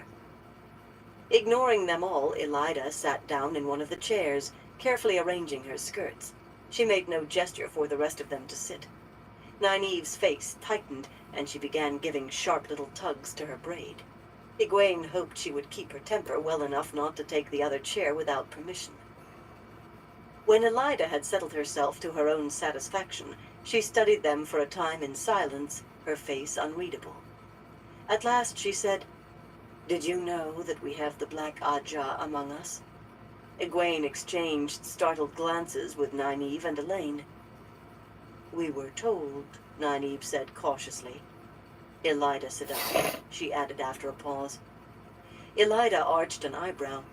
Yes, I thought that you might know of it. Egwene gave a start at her tone, implying so much more than it said, and Nynaeve opened her mouth angrily, but the Aes Sedai's flat stare stilled tongues. "The two of you," Elaida went on in a casual tone, "vanish, taking with you the daughter heir of Andor, the woman who may become Queen of Andor one day, if I do not strip off her hide and sell it to a glove maker. Vanish without permission, without a word, without a trace." "I was not carried off," Elaine said to the floor. "I went on my will. Will you obey me, child?" A glow surrounded Elaida. The Aes Sedai's glare was fixed on Elaine. "Must I teach you here and now?" Elaine raised her head, and there was no mistaking what was in her face. Anger. For a long moment she met Elaida's stare. Egwene's fingernails dug into her palms. It was maddening. She or Elaine or Nynaeve could destroy Elaida where she sat. If they caught Elaida by surprise, at least, she was fully trained after all. "And if we do anything but take whatever she wants to feed us, we throw away everything. Don't throw it away now, Elaine." Elaine's head dropped. "Forgive me, Elaida Sedai," she mumbled. "I forgot myself." The glow winked out of existence, and Elaida sniffed audibly. "You have learned bad habits wherever these two took you. You cannot afford bad habits, child. You will be the first Queen of Andor ever to be Aes Sedai. The first queen anywhere to be Aes Sedai in over 1,000 years. You will be one of the strongest of us since the breaking of the world. Perhaps strong enough to be the first ruler since the breaking to openly tell the world she is Aes Sedai. Do not risk all of that, child, because you can still lose it all. I have invested too much time to see that. Do you understand me?" "I think so, Elaida Sedai," Elaine said. She sounded as if she did not understand at all. No more did Egwene. Elaida abandoned the subject. "You may be in grave danger, all three of you. You disappear and return, and in the interval, Liandrin and her companions leave us. There will inevitably be comparisons. We are sure Liandrin and those who went with her are dark friends. Black Ajah. I would not see the same charge leveled at Elaine, and to protect her, it seems I must protect all of you. Tell me why you ran away, Excuse me. and what you have been doing these months, and I will do what I can for you." Her eyes fastened on Egwene like grappling hooks. Egwene floundered for an answer that the Aes Sedai would accept. It was said that Elaida could hear a lie sometimes. It was Matt. He is very sick." She tried to choose her words carefully, to say nothing that was not true, yet give an impression far from truth. "Aes Sedai do it all the time. We brought him back to be healed. If he hadn't, he would die. The Amyrlin is going to heal him, I hope." She made herself continue to meet the red Aes Sedai's gaze, willed herself not to shift her feet guiltily. From Elaida's face there was no way to tell whether she believed a word. "That is enough, Egwene," Nynaeve said. Elaida's penetrating look shifted to her, but she gave no sign of being affected by it. She met the Aes Sedai's eyes without blinking. "Forgive me for interrupting, Elaida Sedai," she said smoothly, "but the Amyrlin seat said our transgressions were to be put behind us and forgotten. As part of making a new beginning, we are not even to speak of them. The Amyrlin said it should be as if they never happened." "She said that, did she?" Still nothing in Elaida's voice or on her face told whether she believed or not. "Interesting. You can hardly forget entirely when your punishment has been announced to the entire tower. Unprecedented, that. Unheard of, for less than stilling. I can see why you are eager to put it all behind you. Yeah, I one second, everyone. I'll understand be you are to right be back. raised to be accepted, Elaine. And Egwene. That is hardly punishment." Elaine glanced at the Aes Sedai as though for permission to speak. "The mother said we were ready," she said. A touch of defiance entered her voice. "I have learned, Elaida Sedai, and grown. She would not have named me to be raised if I had not." "Learned," Elaida said musingly. "And grown. Perhaps you have." There was no hint in her tone whether she thought this was good. Her gaze shifted back to Egwene and Nynaeve, searching. You returned with this Matt, a youth from your village. There was another young man from your village, Randall Thor. Egwene felt as if an icy hand had suddenly gripped her stomach. I hope he is well, Nynaeve said levelly, but her hand was a fist gripping her braid. We have not seen him in some time. An interesting young man. Elida studied them as she spoke. I met him only once, but I found him most interesting. I believe he must be ta'veren. Yes, the answers to many questions may rest in him.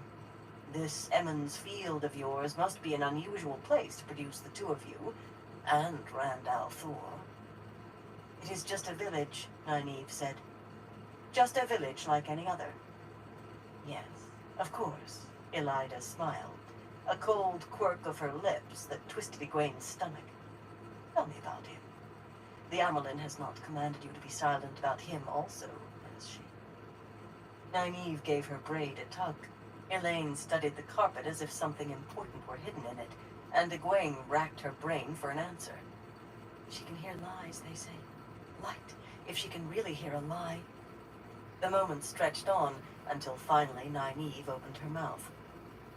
At that instant, the door opened again. Sheriam regarded the room with a measure of surprise. It is well I find you here, Elaine. I want all three of you. I had not expected you, Elida. Elida stood, arranging her shawl. We are all curious about these girls. Why they ran away, what adventures they had while gone. They say the mother has commanded them not to speak of it. As well not to, Sheriam said. They are to be punished, and that should be an end to it. I have always felt that when punishment is done, the fault that caused it should be erased. For a long moment the two Aes Sedai stood looking at each other, no expression on either smooth face. Then Elida said, Of course. Perhaps I will speak to them another time, about other matters. The look she gave to the three women in white seemed to Egwene to carry a warning, and then she was slipping past Sheriam. Holding the door open, the Mistress of Novices watched the other Aes Sedai go down the gallery. Her face was still unreadable. Egwene let out a long breath and heard echoes from Nynaeve and Elaine. She threatened me, Elaine said incredulously and half to herself. She threatened me with stilling if I don't stop being willful. You mistook her, Sheriam said. If being willful were a stilling offense, the list of the stilled would have more names on it than you could learn. Few meek women ever achieve the ring and the shawl. That is not to say, of course, that you must not learn to act meekly when it is required.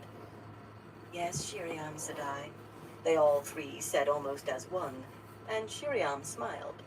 You see, you have the appearance of meekness, at least. And you will have plenty of opportunity to practice before you earn your way back into the Amyrlin's good graces. And mine. Mine will be harder to achieve. Yes, Sheriam Sedai, Egwene said, but this time only Elaine spoke with her. Nynaeve said, What of the body, Sheriam Sedai? The soulless. Have you discovered who killed him? Or why he entered the tower? Sheriam's mouth tightened. You take one step forward, Nynaeve, and then a step back. Since from Elaine's lack of surprise you have obviously told her of it, after I've told you not to speak of the matter, then there are exactly 7 people in the tower who know a man was killed today in the novices' quarters, and 2 of them are men who know no more than that, except that they are to keep their mouths shut. If an order from the Mistress of Novices carries no weight with you, and if that is so, I will correct you, perhaps you will obey one from the Amyrlin's seat. You are to speak of this to no one except the mother or me. The Amyrlin will not have more rumors piled on those we must already contend with. Do I make myself clear? The firmness of her voice produced a chorus of, Yes, Sheriam Sedai, but Nynaeve refused to stop at that. 7, said Sheriam Sedai. Yes, you have killed him, and maybe they have trouble getting into the tower. That is no concern of yours. Sheriam's level gaze included them all. I will ask whatever questions must be asked about this man. You will forget you know anything at all about a dead man. If I discover you are doing anything else, well, there are worse things than scrubbing pots to occupy your attention. and I will not accept any excuses. Do I hear any more questions? No, Shiriam, said I. This time Nynaeve joined in, to Egwene's relief. Not that she felt very much relief. Shiriam's watchful eye would make it doubly hard to carry out a search for the Black Ajah. For a moment she felt like laughing hysterically. If the Black Ajah doesn't catch us, Shiriam will. The urge to laugh vanished. If Shiriam isn't Black Ajah herself. She wished she could make that thought go away. Shiriam nodded. Very well then, you will come with me. To where? Nynaeve asked, and added, Shiriam Sedai, only an instant before the Aes Sedai's eyes narrowed. Have you forgotten, Shiriam said in a tight voice, that in the tower healing is always done in the presence of those who bring their sick to us? Egwene thought that the Mistress of Novice's stock of patience with them was about used up, but before she could stop herself she burst out, Then she is going to heal him. The Amyrlin Seat herself, among others, will see to him. Shiriam's face held no more expression than her voice. Did you have reason to doubt it? Egwene could only shake her head. Then you waste your friend's life standing here. The Amyrlin Seat is not to be kept waiting. Yet despite her words, Egwene had the feeling the Aes Sedai was in no hurry at all. Chapter 18. Healing. Lamps on iron wall brackets lit the passages deep beneath the tower where Shiriam took them. The few doors they passed were shut tight, some locked, some so cunningly worked that they remained unseen until Egwene was right on top of them. Dark openings marked most of the crossing hallways, while down others she could only see the dim glow of distant lights spaced far apart. She saw no other people. These were not places even Aes Sedai often came. The air was neither cool nor warm, but she shivered anyway, and at the same time felt sweat trickling down her back. It was down here, in the depths of the White Tower, that novices went through their last test before being raised to accepted, or put out of the tower if they failed. Down here, accepted took the 3 oaths after passing their final test. No one, she realized, had ever told her what happened to an accepted who failed. Down here, somewhere, was the room where the tower's few Angreal and Sa'angreal were kept, and the places where the Ter'angreal were stored. The Black Ajah had struck at those storerooms, and if some of the Black Ajah were lying in wait in one of those dark side corridors, if Shiriam were leading them not to Mat, but to... She gave a squeak when the Aes Sedai stopped suddenly, then colored when the others looked at her curiously. I was thinking about the Black Ajah, she said weakly. Do not think of it, Shiriam said, and for once she sounded like the Shiriam of old, kindly if firm. The Black Ajah will not be your worry for years to come. You have what the rest of us do not, time before you must deal with it. Much time yet. When we enter, stay against the wall and keep silent. You are allowed here as a benevolence, to attend, not to distract or interfere. She opened a door covered in gray metal worked to look like stone. The square room within was spacious, its pale stone walls bare. The only furnishing was a long stone table draped with a white cloth in the middle of the room. Mat lay on that table, fully clothed save for coat and boots, eyes closed and face so gaunt that Egwene wanted to cry. His labored breathing made a hoarse whistle. The Shadar Logoth dagger hung sheathed at his belt, the ruby capping its hilt seeming to gather light, so it glowed like some fierce red eye, despite the illumination of a dozen lamps, magnified by the pale walls and white-tiled floor. The Amyrlin Seat stood at Mat's head, and Lyanna at his feet. 4 Aes Sedai stood down one side of the table and 3 down the other. Shiriam joined the 3. One of them was Varen. Egwene recognized Serafel, another brown sister, and Alana Mosvani of the green Ajah, and Anaya of the blue, which was Moiraine's Ajah. Alana and Anaya had each taught her some of her lessons in opening herself to the true source, in how to surrender to saidar in order to control it. And between her first arrival in the White Tower and her departure, Anaya must have tested her 50 times to see if she was a dreamer. The tests had shown nothing one way or the other, but plain-faced, kindly Anaya, with that warm smile that was her only beauty, had kept calling her back for more tests, as implacable as a boulder rolling downhill. The rest were unknown to her, except for one cool-eyed woman she thought was a white. The Amyrlin and the Keeper wore their stoles, of course, but none of the others had anything to mark them out except great serpent rings and ageless Aes Sedai faces. None of them acknowledged the presence of Egwene and the other two by so much as a glance. Despite the outward calm of the women around the table, Egwene thought she saw signs of uncertainty. A tightness in Aya's mouth, a slight frown on Alana's darkly beautiful face. The cool-eyed woman kept smoothing her pale blue dress over her thighs without seeming to realize what she was doing. An Aes Sedai Egwene did not know set a plain, polished wooden box, long and narrow, on the table and opened it. From its nest in the red silk lining, the Amyrlin took out a white fluted wand the length of her forearm. It could have been bone or ivory, but was neither. No one alive knew what it was made of. Egwene had never seen the wand before, but she recognized it from a lecture Anaya had given the novices. One of the few sa'angreal, and perhaps the most powerful, that the tower possessed. Sa'angreal had no power of their own, of course. They were merely devices for focusing and magnifying what an Aes Sedai could channel. But with that wand, a strong Aes Sedai might be able to crumple the walls of Tar Valon. Egwene clutched Nynaeve's hand on one side and Elaine's on the other. Light. They're not sure they can heal him, even with a sa'angreal. With that sa'angreal, what chance would we have had? We'd probably have killed him and ourselves too. Light. I will meld the flows, the Amyrlin said. Be careful. The power needed to break the bond with the dagger and heal its damage is very close to what could kill him.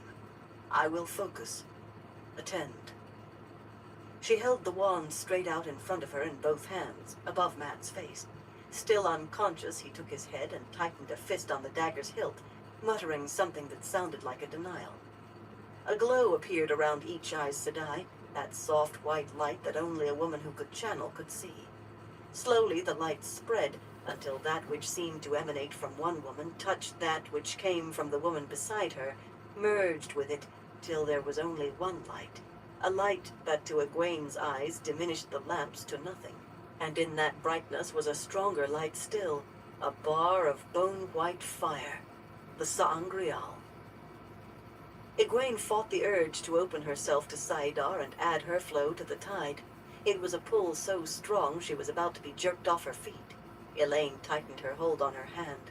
Nynaeve took a step toward the table, then stopped with an angry shake of her head. Light, Egwene thought. I could do it. But she did not know what it was she could do. Light, it's so strong. It's so wonderful. Elaine's hand was trembling. On the table, Mat thrashed in the middle of the glow, jerking this way, then that, muttering incomprehensibly. But he did not loosen his hold on the dagger, and his eyes remained closed. Slowly, ever so slowly, he began to arch his back, muscles straining till he shook. Still he fought and bucked, until finally only his heels and his shoulders touched the table. His hand on the dagger sprang open, and quivering crept back from the hilt, was forced fighting from the hilt. His lips skinned away from his teeth in a snarl, a grimace of pain, and his breath came in forced grunts. They are killing him, Egwene whispered. The Amyrlin is killing him. We have to do something. Just as softly, Nynaeve said, If we stop them, if we could stop them, he'll die. I do not think I could handle half that much of the power. She paused as if she had just heard her own words. That she could channel half of what 10 full Aes Sedai did with a sa'angreal, and her voice grew even fainter. Light, help me, I want to. She fell silent abruptly. Did she mean that she wanted to help Mat, or that she wanted to channel that flow of power?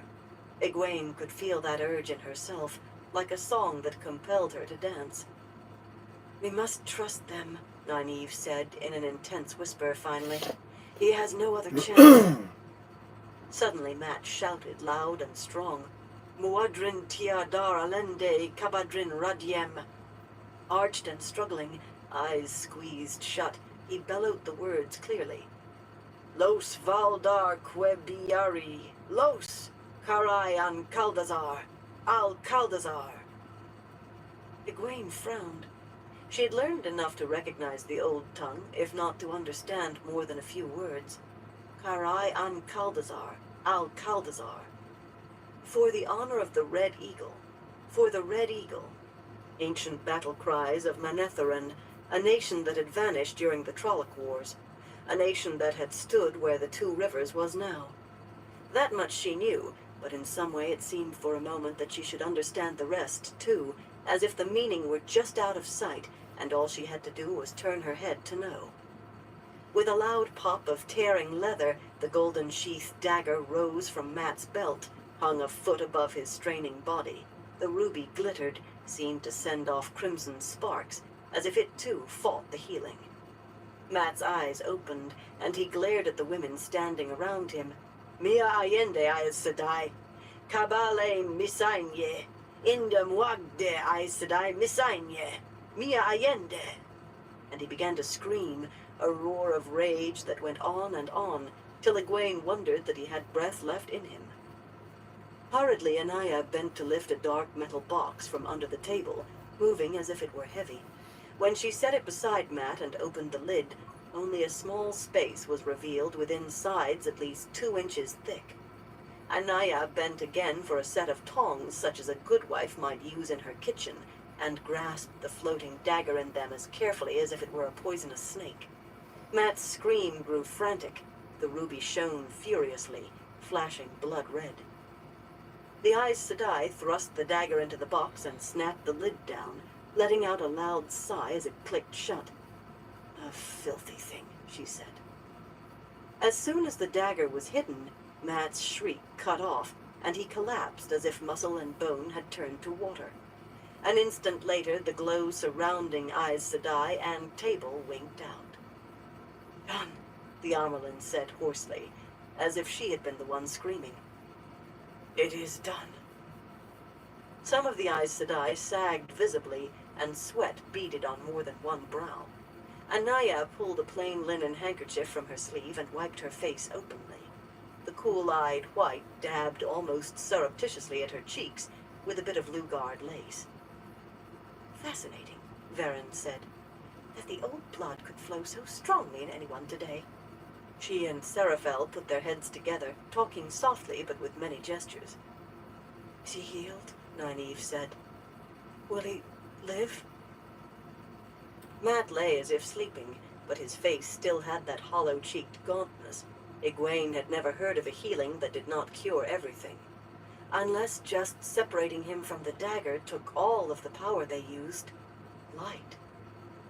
Randas, the Amyrlin said. Will you see that he is taken back to his room? As you command, Mother, the cool-eyed woman said, her curtsy as emotionless as she herself seemed. When she left to summon bearers, several of the other Aes Sedai left too, including Anaya. Varen and Seraphel followed, still talking to one another too quietly for Egwene to make out what they said. Is Matt all right? Nynaeve demanded. Shiriam raised her eyebrows. The Amyrlin's seat turned toward them. He is as well as he can be, she said coldly. Only time will tell. Carrying something with Shadar Logoth's taint for so long, who knows what effect it will have on him? Perhaps none, perhaps much. We will see. But the bond with the dagger is broken. Now he needs rest and as much food as can be gotten into him. He should live. What was that he was shouting, Mother? Elaine asked, then hastily added, if I may ask. He was ordering soldiers. The Amyrlin gave the young man lying on the table a quizzical look. He had not moved since collapsing, but Egwene thought his breathing seemed easier, the rise and fall of his chest more rhythmic. In a battle 2,000 years gone, I would say. The old blood comes again. It was not all about a battle, Nynaeve said. I heard him say Aes Sedai. That was no battle. Mother, she added belatedly. For a moment the Amyrlin seemed to consider, perhaps what to say, perhaps whether to say anything. For a time, she said firmly, I believe the past and the present were one. He was there and he was here and he knew who we were. He commanded us to release him. She paused again. I am a free man, Aes Sedai. I am no Aes Sedai meat. That is what he said. Lyanna sniffed loudly, and some of the other Aes Sedai muttered angrily under their breath. But Mother, Egwene said, he could not have meant it as it sounds. Manetheren was allied with Tar Valon. Manetheren was an ally, child, the Amyrlin told her. But Alright, who can everyone, know I'm the heart gonna of a man? call into Not this even he live for himself, I tonight. suspect. A man is the I want to thank everyone for stopping by, and everyone keeps stopping by. I appreciate all y'all's support. Till next time, everyone, y'all stay safe.